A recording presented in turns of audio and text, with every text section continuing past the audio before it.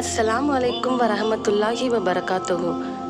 இப்போ திவாலாகி போனவர்கள் யார் அப்படிங்கிறத பற்றி நம்ம பார்க்க போகிறோம். ஒரு முறை அல்லாவின் தூதர் நபி ஸல்லல்லாஹு அலைஹி வஸல்லம் அவர்கள் மக்கள்கிட்ட திவாலாகி போனவர்கள் யார் அப்படின்ட்டு உரையாற்றுறாங்க.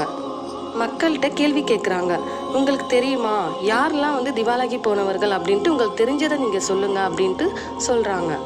அதுக்கு மக்களும் என்ன சொல்கிறாங்க அப்படின்னா, யார் யார்கிட்டலாம் வெள்ளி காசோ திரகம் பொருட்களோ இல்லையோ அவங்க தான் யார் ரசூலுல்லாஹ் திவாலானவர்கள் அப்படின்ட்டு சொல்கிறாங்க. அதை கேட்ட அல்லாஹ்வின் தூதர் நபி ஸல்லல்லாஹு அலைஹி வஸல்லம் அவர்கள், என் சமுதாயத்தாரில் திவாலாகி போனவர் ஒருவர் தான் அப்படின்னு சொல்கிறாங்க. அவர் யாருன்னா, அவர் மறுமை நாளில் தொழுகை, நோன்பு, ஜக்காத் ஆகியவற்றுடன் வருவார். அதுவும் இல்லாமல் அவர் அதே நேரத்தில் அவர் ஒருத்தரை திட்டியிருப்பார். அப்புறம் அவர் மீது தப்பான ஒரு பொய்யும் சொல்லியிருப்பார், அவதூறு சொல்லியிருப்பார் அவங்க மேலே. அதுக்கப்புறம் ஒருவரது பொருளை முறைகேடாக புசித்திருப்பார். அதுக்கு மீனிங் என்னன்னா, அவரோட பொருள் சொத்து பற்றி ஏதாவது இருந்துச்சு அப்படின்னாக்கா அவங்க மிரட்டியோ இல்லை வேறு வழி மூலமாக ஒரு முறைகேடான ஒரு வழியில் அவங்க சொத்தை அபகரிச்சிருப்பாங்க.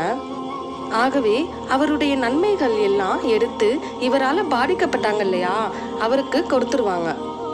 பிறகு இவருக்கான நன்மை தீர்ந்துருச்சு அப்படின்னாக்கா அவரால் பாதிக்கப்பட்டாங்க இல்லையா அவங்களோட பாவங்கள்ல இருந்து சில எடுக்கப்பட்டு இவர் மீது போடப்படும். அப்புறம் அவர் நரக நெருப்புல தான் தூக்கி எறியப்படுவாங்க. இவர் போன்றவர்கள் தான் திவாலாகி போனவர் அப்படின்ட்டு நபி ஸல்லல்லாஹு அலைஹி வஸல்லம் மக்கள்கிட்ட உரை நிகழ்த்தினாங்க.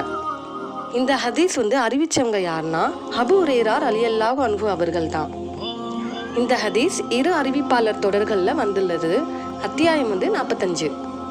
இது போல் ஹதீஸ்லாம் நீங்கள் தெரிஞ்சுக்கணும் அப்படின்னா நம்ம சேனலுக்கு நீங்கள் சப்ஸ்கிரைப் பண்ணுங்கள்.